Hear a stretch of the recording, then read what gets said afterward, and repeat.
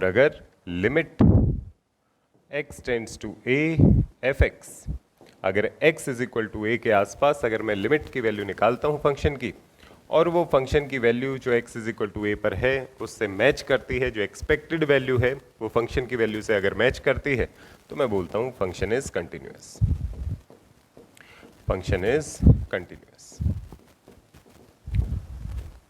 ये कंटिन्यूटी की basic definition है कि जो लिमिट है, लिमिट की वैल्यू फंक्शन की वैल्यू से मैच करेगी, फंक्शन इज कंटिन्यूअस। लिमिट की वैल्यू फंक्शन से मैच नहीं करेगी, फंक्शन इज नॉट कंटिन्यूअस। जब हमने लिमिट्स को कवर किया था तो लिमिट्स की कुछ आइडेंटिटीज को कवर किया था, उसको मैं एक बार रिकैप करवा देता हूँ। लिमिट्स की कुछ आइडेंटिटीज ये थी कि limit x tends to a x raise to power n minus a raise to power n divided by x minus a is equal to n into a raise to power n minus 1, कि अगर x की value a के पास है तो x raise to power n minus a raise to power n divided by x minus a, इस quantity की जो वैल्यू होगी वो n into a raise to power n minus 1 के आसपास मिलेगी। सेकेंड लिमिट हमने कैलकुलेट की थी, limit x tends to 0 sine x divided by x, कि अगर x की वैल्यू 0 के पास है तो sine x divided by x की वैल्यू 1 के पास होगी। हम ये भी बोल सकते हैं कि अगर sine x divided by x 1 के पास होगा तो इसका रेसिप्रोकल भी 1 डिवाइडेड बाय 1 के पास होगा। हम बोल सकते हैं limit x tends to 0 x divided by sine x, ये वैल्यू भी 1 के पास मिलेगी। थर्ड हमने आइडेंटिटी देखी थी, limit x tends to 0 tangent x divided by x, ये भी वैल्यू 1 के पास मिलती। अगर sine x divided by x 1 के इक्वल है तो tangent x divided by x भी 1 के इक्वल ही आना चाहिए, क्योंकि टेंजेंट x को मैं लिख सकता हूं sine x divided by x और डिवाइडेड बाय कॉस x। मुझे ये पता है अगर x की वैल्यू 0 के पास है, दोनों आइडेंटिकल हैं, दोनों 0 के पास हैं, तो sine x divided by x की वैल्यू 1 के पास मिलेगी। कॉस x की वैल्यू, जब x की वैल्यू 0 के पास होगी तो कॉस 0 1 के पास होगा, तो ये पूरी quantity 1 divided by cos 0 1 divided by 1 के पास मिलनी चाहिए। यही यहाँ पे लिखा हुआ है, tangent x divided by x should be equal to 1। अगर 10x बाय x 1 है तो इसका रेसिप्रोकल भी 1 के पास होना चाहिए। x tends to 0 x divided by tangent x should be equal to 1। Trigonometry में हमने इस आइडेंटिटी का यूज किया था। नेक्स्ट आइडेंटिटी थी लिमिट में, limit x tends to 0 e raise to power x minus 1 divided by x, इसकी value होती है 1 के पास, और अगर e raise to power x की जगह हमने a raise to power x की वैल्यू को यूज किया था, a raise to power x minus 1 divided by x, तो उसकी वैल्यू आती है log a के पास। यहाँ पर भी ये वैल्यू log e के पास ही आनी थी। log e to the base e की वैल्यू 1 होती है, log a to the base e की वैल्यू कुछ हो सकती है जो a raise to power x minus 1 by x की वैल्यू के बराबर आएगा। ये बातें केवल तभी सच हैं जब x की वैल्यू 0 के पास है, जब x की वैल्यू 0 के पास है। अगर x की वैल्यू 0 के पास नहीं है तो e raise to power x minus 1 by x 1 के पास नहीं मिलेगा। ट्राई करके देख सकते हैं कि अगर x की वैल्यू 1 के पास है तो ये क्या बनेगा, e raise to power 1 minus 1 divided by 1, ये e माइनस 1 के आसपास वैल्यू होनी चाहिए। 2.73 माइनस 1 1.73 के आसपास वैल्यू होनी चाहिए। तो ये केवल तभी सच है जब x की वैल्यू 0 के पास हो। इसी एक्सप्रेशन को अगर मैं रीअरेंज करके रखूं तो इसको लिखा जा सकता है limit x tends to 0 log 1 plus x divided by x to the base e। जहां पर भी कुछ मेंशन नहीं है वहां पे हम नेचुरल log लेके चलते हैं। तो log to the base e 1 plus x by x, इसकी वैल्यू भी 1 बनती है। इसी एक्सप्रेशन को दोबारा से रीअरेंज करके लिखूं तो ये बनता है limit x tends to 0 1 plus x raise to power 1 by x, ये वैल्यू e के पास मिलती है। तो ये सारी आइडेंटिटीज थी जो हमने लिमिट्स में कवर किया था। लिमिट्स में x raise to power n minus a raise to power n, sine x by x, 10x by x, e raise to power x minus 1 by x, log 1 plus x by x और 1 plus x raise to power 1 by x, ये सारी quantities को हमने cover किया था। ये limit की basic identities. उसके बाद हमने कंटिन्यूटी पे आए थे। कंटिन्यूटी में हम बोलते हैं कि अगर limit x tends to a f x, इसका मीनिंग हुआ फंक्शन की वैल्यू किस नंबर के किस वैल्यू के आसपास होगी अगर x की वैल्यू a के आसपास है। x की वैल्यू a के आसपास का मीनिंग ये हुआ x की वैल्यू a के इक्वल नहीं है, x की वैल्यू a से थोड़ा सा आगे हो सकती है, x की वैल्यू a से थोड़ा सा पीछे हो सकती है। पर अगर x की वैल्यू a के आसपास है तो फंक्शन fx की जो वैल्यू होगी उसे लिमिट बोला जाता है। फंक्शन की वैल्यू उस नंबर के आसपास होनी चाहिए जो इसकी लिमिट होगी। ठीक है, अगर ये लिमिट, ये जो एक्सपेक्टेड वैल्यू है, ये जो वैल्यू हमने निकाली, अगर वो फंक्शन की वैल्यू से मैच कर जाता है at x is equal to a, क्योंकि ये वैल्यू हमने x इक्वल टू ए पर नहीं निकाली, ये x is equal to a से थोड़ा सा आगे या x is equal to a से थोड़ा सा पहले निकाली, उससे नेक्स्ट या उससे जस्ट पहले वाले पॉइंट पे जो वैल्यू है वो लिमिट है, एक्सपेक्टेड वैल्यू है। x इज इक्वल टू ए पर जो फंक्शन की वैल्यू है उसे f ऑफ a से रिप्रेजेंट किया जा सकता है। अगर रियल वैल्यू जो फंक्शन की है x इज इक्वल टू ए पर और x इक्वल टू ए के आसपास जो वैल्यू है, अगर दोनों वैल्यूज मैच करती हैं तो हम बोलते हैं function continuous, function is continuous, function is continuous. जब हम लिमिट निकालते थे तो हमने देखा था कि कई बार तो हम simple factorisation, rationalisation, trigonometric identities को लगा के हम fx को सिंप्लीफाई कर लेते थे। कई बार हम फंक्शंस की लिमिट निकालने के लिए राइट हैंड लिमिट और लेफ्ट हैंड लिमिट का यूज करते थे। कई बार तो हम ये करते थे, जैसे limit x tends to 2 x square minus 4 divided by x minus 2 है तो हम इसको सिंप्लीफाई करते थे x plus 2 x minus 2 divided by x minus 2, limit x tends to 2, x minus 2 से x माइनस 2 कैंसिल करते थे क्योंकि x की वैल्यू 2 के आसपास है, 2 के इक्वल नहीं है। अगर 2 के आसपास है तो x माइनस 2 0 के आसपास है, 0 नहीं है, x माइनस 2 भी 0 के आसपास है, 0 नहीं। दोनों आइडेंटिकल वैल्यूज हैं, कैंसिल हो जाती हैं। अगर x की वैल्यू 2 के आसपास है तो 2 प्लस 2 4 के आसपास ये लिमिट आनी चाहिए। इस तरीके से हम लिमिट निकालते थे। कई बार क्या करते थे हम कि इस टाइप के क्वेश्चन में, जैसे limit x tends to 0 mod of x divided by x, इस टाइप के क्वेश्चन को सॉल्व करते वक्त कई बार हम क्या करते थे कि लेफ्ट हैंड लिमिट अलग निकालते थे, राइट हैंड लिमिट अलग निकालते थे। ये कैसे पता चलेगा मुझे कब left hand limit right hand limit निकालनी है, कब मैं सीधा सिंप्लीफिकेशन करके वैल्यूज को निकाल सकता हूँ। ये डिफरेंस यहाँ पर पता चलता है कि अगर स्पेशल फंक्शंस मेंशन्ड है किसी भी एक्सप्रेशन में, अगर स्पेशल फंक्शंस मेंशन्ड हैं, स्पेशल फंक्शंस कौन से हैं? जो पॉलिनोमियल और ट्रिग्नोमेट्रिक नहीं। अगर पॉलिनोमियल और ट्रिग्नोमेट्रिक फंक्शंस इन्वॉल्व हैं तो आप सीधा सिंप्लीफाई कर सकते हैं।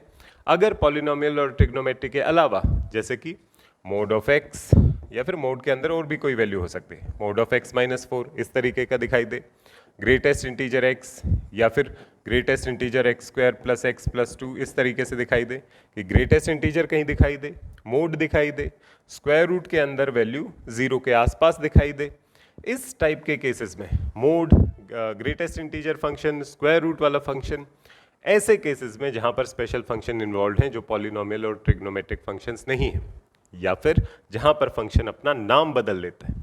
नाम बदलने का मतलब कि फंक्शन को दो पार्ट में लिखा हुआ है कि जो फंक्शन की वैल्यू है, लेट अस से x ग्रेटर देन 0 पर तो फंक्शन का जो नाम है वो टेंजेंट x है, x less than equal to 0 पर लेट अस से फंक्शन का नाम x है। तो फंक्शन के दो नाम हैं, x ग्रेटर देन 0 के लिए जब x पॉजिटिव है तो फंक्शन का नाम टेंजेंट x है, x less than equal to 0 है, जब x नेगेटिव या 0 है तो फंक्शन का नाम x है। फंक्शन अगर रास्ते में अपना नाम बदल लेता है तो तब भी मुझे डाउट होगा कि भाई लेफ्ट हैंड लिमिट और राइट हैंड लिमिट मुझे अलग अलग निकालनी चाहिए। किसी 0 वैल्यू से पहले और 0 वैल्यू के बाद अलग अलग वैल्यूज आ सकते हैं क्योंकि फंक्शन का नाम ही चेंज हो गया। तो स्पेशल फंक्शंस मेंशन्ड हो या फिर definition of function changes, definition of function changes, जैसे कि यहां पर चेंज हो रही है, x ग्रेटर देन 0 पे फंक्शन का जो डेफिनेशन अलग है, लेस देन इक्वल टू 0 में फंक्शन का डेफिनेशन अलग है।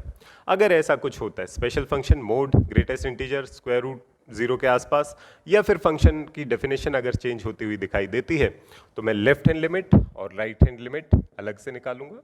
अदरवाइज मैं सीधा डायरेक्ट सिंप्लीफिकेशन करके वैल्यू निकाल सकता हूँ। Left hand limit right hand limit निकालने का क्या तरीका है? Left hand limit right hand limit निकालने का ये तरीका है कि अगर मुझे वैल्यू निकालनी है limit x tends to a f(x) पर, और मुझे डाउट है कि ए से आगे और ए से पहले वैल्यूज अलग अलग हो सकती है। जैसे कि स्पेशल फंक्शंस अगर मेंशन्ड है तो मैं क्या करूंगा, ए से आगे वाले पॉइंट पर फंक्शन की वैल्यू अलग से निकालूंगा, ए से पहले वाले पॉइंट पर फंक्शन की वैल्यू अलग से निकालूंगा। पर उसके लिए मुझे बताना पड़ेगा कि x is equal to a से जो नेक्स्ट वाला पॉइंट होगा और ए से जो पहले वाला पॉइंट होगा उसको मुझे डिफाइन करना पड़ेगा। x is equal to a से आगे वाले पॉइंट को डिफाइन करने का तरीका ये होता है कि मैं उसे लिख लेता हूं x is equal to a plus H.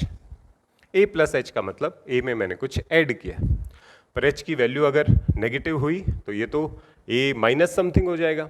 तो इस वजह से मैं बोलूंगा कि h की वैल्यू 0 के पास है ताकि x की वैल्यू a के पास रहे, a प्लस 0, और h पॉजिटिव होना चाहिए ताकि a में कुछ ऐड हो तो मैं a से नेक्स्ट वाले पॉइंट की मैं बात कर सकूं। तो अगर मुझे राइट हैंड लिमिट निकालनी, राइट हैंड का मतलब होता है x is equal to a से राइट हैंड साइड वाले पॉइंट पे वैल्यू निकाल रहा हूँ, राइट हैंड साइड को वैल्यू निकाल रहा हूँ, तो उसको बोला जाएगा right hand limit. Right hand side को वैल्यू ऑफ फंक्शन जिसे हम लिमिट बोलते हैं, राइट हैंड साइड को वैल्यू ऑफ फंक्शन अगर निकालूंगा तो x की value a plus H put करूंगा, h पॉजिटिव होना चाहिए और h की वैल्यू 0 के पास होनी चाहिए। अगर मुझे लेफ्ट हैंड साइड को लिमिट निकालनी है तो इसका मतलब मुझे पॉइंट कौन सा चाहिए, x is equal to a से जस्ट पहले वाला पॉइंट। तो x is equal to a से जस्ट पहले वाले पॉइंट को कैसे डिफाइन कर सकते हैं कि a में से कुछ हल्का सा मैं सब्ट्रैक्ट कर देता हूँ। कितना हल्का सा सब्ट्रैक्ट करना है, ऑलमोस्ट 0, क्योंकि मुझे a से जस्ट पहले वाला पॉइंट चाहिए तो h शुड बी नियर 0। अगर h की वैल्यू 0 के पास है तो x की वैल्यू a माइनस 0 a के ही पास है। ठीक, उसके बाद h को पॉजिटिव होना भी जरूरी है। h को पॉजिटिव होना इसलिए जरूरी है कि अगर h पॉजिटिव है तो a में से कोई पॉजिटिव नंबर सब्ट्रैक्ट होगा तो ये मुझे इंश्योर करेगा कि x is equal to a से पहले वाले पॉइंट की हम बात कर रहे हैं। तो ये लेफ्ट हैंड लिमिट के लिए ये पॉइंट यूज किया जाएगा और ये राइट हैंड लिमिट के लिए पॉइंट यूज किया जाएगा। अब मैं जब भी फंक्शन की वैल्यू निकालूंगा तो फंक्शन की वैल्यू f x की जगह मैं पुट करूंगा a माइनस एच, और h की वैल्यू क्या होगी 0 के पास और h क्या होगा पॉजिटिव, और ये तो बनेगी लेफ्ट हैंड लिमिट। और राइट हैंड लिमिट के लिए मैं फंक्शन के अंदर a plus H value put करूंगा, x की जगह a प्लस एच सब्सटीट्यूट करूंगा, और जो लिमिट h की होगी वो 0 के पास और h ग्रेटर देन 0। तो जब मैं ये कंडीशन लगाकर वैल्यू निकालने की कोशिश करूंगा मुझे लेफ्ट हैंड लिमिट मिलेगी, राइट हैंड लिमिट मिलेगी। अगर लेफ्ट हैंड लिमिट और राइट हैंड लिमिट दोनों बराबर आते हैं, if left hand limit is equal to right hand limit, तो मैं बोलता हूं limit exists if left hand limit is not equal to right hand limit, it means limit does not exist. Limit does not exist. ये दो cases बनते हैं। इस तरीके से मैं लेफ्ट हैंड लिमिट और राइट हैंड लिमिट का यूज करता हूँ। जरूरत कहाँ पड़ेगी लेफ्ट हैंड लिमिट और राइट हैंड लिमिट की, जब function x is equal to a से पहले तो कोई और नाम है फंक्शन का, x इज इक्वल टू ए के बाद उसकी डेफिनेशन या उसका नाम और कुछ है, या फिर कोई स्पेशल फंक्शंस इन्वॉल्व हैं जैसे greatest integer of x, mode of x या स्क्वायर रूट में वैल्यू 0 के आसपास है, तब हम लेफ्ट हैंड और राइट हैंड लिमिट में डिस्टिंक्शन करते हैं। अदरवाइज अगर नॉर्मल पॉलिनोमियल फंक्शंस हैं या ट्रिग्नोमेट्रिक फंक्शंस हैं तो अब चाहे RHL अलग से निकालो, चाहे LHL अलग से निकालो या सिंप्लीफिकेशन करके वैल्यू निकाल लो, लेफ्ट हैंड लिमिट और राइट हैंड लिमिट हमेशा बराबर ही मिलेंगी। उसमें आपको left hand limit right hand limit निकालने की जरूरत नहीं पड़ेगी। ठीक है, तो ये तो लिमिट निकालने का तरीका है। इसको कंटिन्यूटी में कैसे एडजस्ट कर सकते हैं? कंटिन्यूटी का मीनिंग ये है कि limit x tends to a f(x) कि जब x की वैल्यू a के आसपास है तो जो फंक्शन की वैल्यू है उसको लिमिट बोला जाता है। तो जो फंक्शन की वैल्यू जिस नंबर के आसपास है अगर वो फंक्शन की वैल्यू के इक्वल हो जाता है तो मैं इसे कंटिन्यूअस बोलता हूँ, कंटिन्यूअस फंक्शन। अदरवाइज मैं बोलता हूं कि ये नॉन कंटिन्यूअस फंक्शन। कई बार लिमिट को डायरेक्ट निकाला जा सकता है सिंप्लीफिकेशन करके, कई बार यहां पर लिमिट निकालने के लिए मुझे लेफ्ट हैंड लिमिट अलग से और राइट हैंड लिमिट अलग से निकालनी पड़ेगी। तो अगर मुझे लेफ्ट हैंड लिमिट और राइट हैंड लिमिट अलग से निकालनी पड़ी है तो मैं बोल सकता हूं कि left hand limit should be equal to right hand limit. ये वैल्यू तो बनेगी लिमिट की, ये तो मैंने लिमिट निकाली है अगर दोनों बराबर हैं, और अगर ये वैल्यू फंक्शन की वैल्यू से मैच करती है x is equal to a तो ये कंडीशन बन जाएगी कंटिन्यूटी की। ये कंडीशन है लिमिट की, left hand limit equal to right hand limit. इसका मीनिंग है कि लिमिट एग्जिस्ट करती है, लिमिट की वैल्यू आ गई। अगर वो लिमिट की वैल्यू फंक्शन की वैल्यू से मैच करेगी तो ये पूरी कंडीशन क्या हो जाएगी, कंटिन्यूटी की। तो ये कंटिन्यूटी की कंडीशन हो जाएगी, कंटिन्यूटी कंडीशन। पर ये ज़्यादा प्रॉपर डेफिनेशन है, ये ज़्यादा प्रॉपर डेफिनेशन नहीं है। उसका रीज़न है कि इसके अकॉर्डिंग तो लेफ्ट हैंड लिमिट और राइट हैंड लिमिट हमेशा एग्जिस्ट करनी चाहिए और दोनों की दोनों वैल्यू बराबर होनी चाहिए। पर एक स्पेशल केस ऐसा बनता है जहाँ पर लेफ्ट हैंड लिमिट या राइट हैंड लिमिट में से एक गायब हो जाएगी। गायब होने का मतलब ये होगा कि ऐसा नहीं कि वो एग्जिस्ट नहीं करती, कि लिमिट एग्जिस्ट नहीं करती। ऐसा होगा कि लेफ्ट हैंड लिमिट का कोई सेंस नहीं बनता या राइट हैंड लिमिट बोलने का कोई सेंस नहीं बनता। कैसे केस में? इस केस में बनेगा जैसे कि कोई फंक्शन है, लेट अस से ये कोई फंक्शन है fx, ये x is equal to a से x is equal to b तक ही डिफाइंड है। लेट अस से x is equal to a से x is equal to b तक डिफाइंड है। फंक्शन के अंदर जो जो x की वैल्यूज को हम पुट कर सकते हैं उसे डोमेन बोला जाता है। तो इसका मतलब जो इसका डोमेन है, जो वैलिड वैल्यूज हैं जो x के इसके अंदर रखी जा सकती हैं, वो a से b तक है। लेट अस से a से b तक, उसमें x की वैल्यू a को भी रखा जा सकता है, x की वैल्यू b को भी रखा जा सकता है। तो जब मैं लिमिट निकालने की कोशिश करूंगा इस एंड पॉइंट पर, लेट अस से limit x tends to a fx, तो अगर मैं ब्लाइंडली सोचूं तो ब्लाइंडली मैं ये सोचता कि left hand limit should be equal to right hand limit. Left hand limit का मतलब होता है कि मैं x is equal to a पर राइट हैंड साइड से आ रहा हूं और फंक्शन की वैल्यू किस नंबर के आसपास या किस वैल्यू के आसपास जाएगी वो मेरी राइट हैंड लिमिट बनेगी। तो इधर से जिस वैल्यू के पास ग्राफ जाएगा वो राइट हैंड लिमिट बनेगा।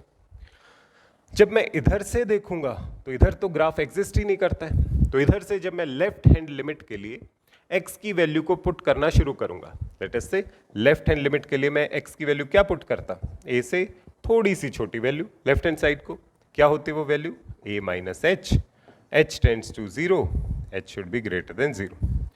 अब जब ये वैल्यू मैं फंक्शन के अंदर पुट करने की कोशिश करूंगा, कि मैं पुट करूंगा कि फंक्शन के अंदर a माइनस एच पुट किया मैंने, limit h tends to 0 and h is positive, क्या हो जाएगा यहाँ पर?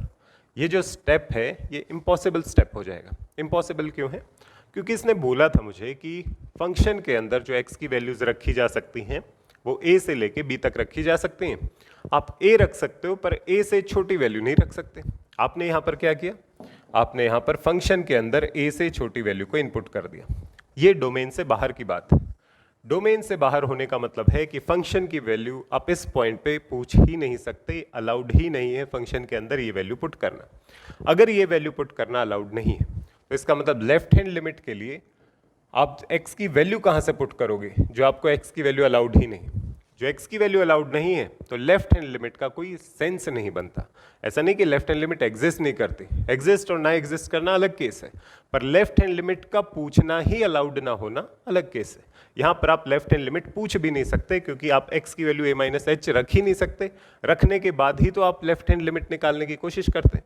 आपको अलाउड ही नहीं है a माइनस एच रखना। अगर अलाउड ही नहीं है तो आपको अलाउड ही नहीं है लेफ्ट हैंड लिमिट को चेक करना। अगर चेक करना ही अलाउड नहीं है तो एग्जिस्ट करना और ना एग्जिस्ट करने की तो बात ही नहीं आती। तो इसका मतलब जब किसी इंटरवल के एंड पॉइंट्स पे मैं लिमिट निकालने की कोशिश करता हूं तो लिमिट केवल एक तरफ से निकलेगी, दूसरी तरफ से लिमिट का कोई सेंस नहीं बनता। तो जो एक तरफ से लिमिट निकलेगी उसी को मैं बोलूंगा कि फंक्शन की जो एक्सपेक्टेड वैल्यू है a के आसपास वो केवल एक तरफ की लिमिट है। जैसे यहाँ पर केवल जो राइट हैंड लिमिट है उसी को लिमिट बोला जाएगा। Limit x tends to a fx केवल राइट हैंड लिमिट को बोला जाएगा। लेफ्ट हैंड लिमिट का इस तरफ कोई सेंस नहीं बनता है। I hope it is clear. Same logic को अगर एक्सटेंड करें हम इस पॉइंट की तरफ x is equal to b के आसपास, अगर x is equal to b पर देखें तो जो डोमेन है वो ये बोलता है कि x की वैल्यू आप b तक तो रख सकते हैं, b से आगे वैल्यू नहीं रख सकते। तो इसका मतलब b से जो नेक्स्ट पॉइंट पे अगर वैल्यू निकालता मैं, यहाँ पर जब राइट हैंड लिमिट निकालने की कोशिश करता तो x की वैल्यू को क्या रखता, b से आगे। b से आगे क्या वैल्यू बनती, b प्लस एच। जब मैं x की वैल्यू को फंक्शन के अंदर पुट करके चेक करूंगा तो x की वैल्यू को b प्लस एच तो रखना अलाउड ही नहीं है। चेक करना तो बाद की बात है। आप x की value b plus H function के पास लेके जाओगे और फंक्शन बोलेगा क्या कर रहे हैं भाई, ये वैल्यू तो अलाउड ही नहीं अंदर आना, तो आप अंदर कैसे आ गए? तो इसका मतलब x की वैल्यू b प्लस एच तो आप पुट ही नहीं कर सकते। अगर आप पुट नहीं कर सकते तो आप राइट हैंड लिमिट आप चेक ही नहीं कर सकते। एग्जिस्ट करना और ना एग्जिस्ट करना तो बाद की बात है। अगर आपको राइट हैंड लिमिट चेक करना ही अलाउड नहीं है तो इसका मतलब इस तरफ राइट हैंड लिमिट का सेंस नहीं बनता। एग्जिस्ट नहीं करना, सेंस नहीं बनना अलग बात।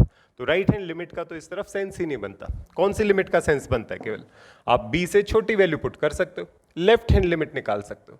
तो इस तरफ से जो लेफ्ट हैंड लिमिट निकलेगी उसी को हम फंक्शन की लिमिट मान के चलेंगे। यहां पर हम ये बात इंसिस्ट नहीं करेंगे, नहीं लेफ्ट हैंड लिमिट और राइट हैंड लिमिट दोनों निकलनी चाहिए, दोनों बराबर होनी चाहिए, नहीं। इंटरवल के जो एंड पॉइंट्स होते हैं, एंड पॉइंट पे आप लिमिट केवल एक तरफ से निकाल सकते हैं, उसी को लिमिट माना जाता है। इस तरफ आप केवल RHL निकाल सकते हो, उसी को लिमिट बोला जाएगा। इस तरफ केवल LHL निकाल सकते हो, उसी को लिमिट बोला जाएगा। और जो बीच वाले पॉइंट्स हैं, ओपन इंटरवल A से B तक, मतलब A से B के बीच के जितने भी पॉइंट्स हैं उसमें आप LHL इक्वल टू RHL की कंडीशन लगाओगे कि लेफ्ट हैंड साइड से भी और राइट हैंड साइड से भी सेम पॉइंट पर वैल्यू आनी चाहिए लेफ्ट हैंड लिमिट की और राइट हैंड लिमिट की, तभी वो लिमिट एग्जिस्ट करेगी। ये कंडीशन एंड पॉइंट्स पे नहीं लगाई जाती। इस वजह से जब मैं ये कंडीशन याद करूंगा तो यहाँ पे गड़बड़ हो जाएगी कि जब मैं इंटरवल के एंड पॉइंट पे चेक करूंगा LHL का तो सेंस ही नहीं बनता होगा, तो वहाँ पे मैं RHL को ही लिमिट मानूंगा और फिर मुझे उसे मैच करना पड़ेगा फंक्शन की वैल्यू से। तो इस वजह से मैं बोलता हूँ कि ये ज़्यादा प्रॉपर तरीका है लिमिट कंटिन्यूटी चेक करने का, ये इम्प्रॉपर तरीका है, क्योंकि LHL इक्वल टू RHL हमेशा लिमिट की वैल्यू नहीं होती। कभी कभी ऐसा हो सकता है केवल LHL निकालना है, वही लिमिट की वैल्यू है। एंड पॉइंट्स पे ऐसा हो सकता है RHL निकालना है, वही लिमिट की वैल्यू है। और जो बीच वाले इंटरवल के बीच वाले पॉइंट्स हैं उनमें ये बात हमेशा सच रहेगी। इसी वजह से कई बार कंफ्यूजन होता है, बच्चे सीधा LHL RHL is equal to function की वैल्यू याद कर लेते हैं और गड़बड़ होनी शुरू होती है। एग्जैक्ट कंटिन्यूटी की कंडीशन ये, इसको सिंप्लीफाई करके आप ये लिख सकते हो, अगर आप इंटरवल के एंड पॉइंट्स की बात नहीं कर रहे हैं, अगर इंटरवल के एंड पॉइंट्स की बात कर रहे हैं तो LHL और RHL में से एक ही एग्जिस्ट करेगी, उसी को हम लिमिट मानेंगे, दूसरे की हम बात ही नहीं करेंगे। I hope it is clear. तो ये हमारी कंटिन्यूटी के बेसिक प्रिंसिपल्स हैं जिसको मैंने एक बार रिकैप किया है। इसके बेसिस पे क्वेश्चंस हम नेक्स्ट वीडियो में या फिर क्लास में कवर करेंगे।